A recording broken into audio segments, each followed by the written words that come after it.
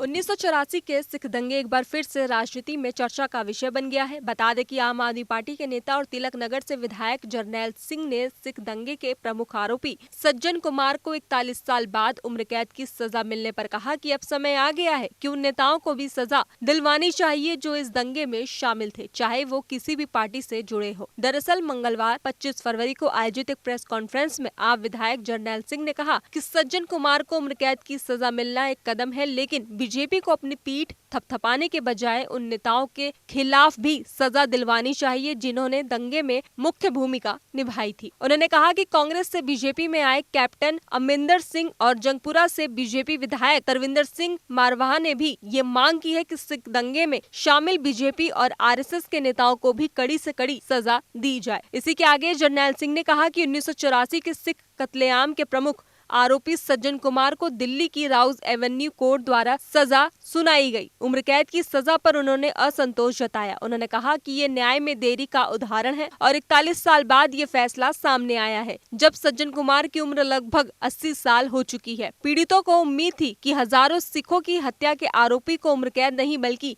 फांसी दी जा सकती है। जरनैल सिंह ने ये आरोप लगाया कि बीजेपी नेता ये दावा कर रहे हैं कि उनकी बनाई गई एसआईटी ने जांच की, लेकिन उन्होंने ये भी कहा कि अगर जांच की तो उसका उद्देश्य सभी दोषियों को सजा दिलवाना होना चाहिए, चाहे वे कांग्रेस के हो या फिर बीजेपी और आरएसएस के। उन्होंने 1993 में दर्ज एफआईआर संख्या 446/93 का उल्लेख किया, जिसमें बीजेपी और आरएसएस के कई नेताओं के नाम शामिल थे। तो वहीं जरनैल सिंह ने ये भी कहा कि जंगपुरा से बीजेपी विधायक तरविंदर सिंह मारवाह ने खुद इन नामों का खुलासा किया था। इसके अलावा कैप्टन अमरिंदर सिंह, जो पहले कांग्रेस में थे और अब बीजेपी में शामिल हो चुके हैं, उन्होंने भी स्पष्ट रूप से कहा कि 1984 के दंगे में शामिल बीजेपी और आरएसएस नेताओं को सजा मिलनी चाहिए। बता दें कि जरनैल सिंह ने न्यायपालिका से अपील करते हुए कहा कि 41 साल बहुत लंबा समय है। अगर न्यायपालिका को अपनी साख बचानी है तो सभी दोषियों को, चाहे वो किसी भी दल से संबंधित रखते हो, लेकिन जल्द से जल्द उन्हें कड़ी सजा दी जाए। ऐसा करने से इन जघन्य अपराधों के सही मायने में न्याय हो सकेगा। फिलहाल खबरों में बस इतना ही। बाकी देश और दुनिया की तमाम खबरों के लिए देखते रहिए दैनिक हिट।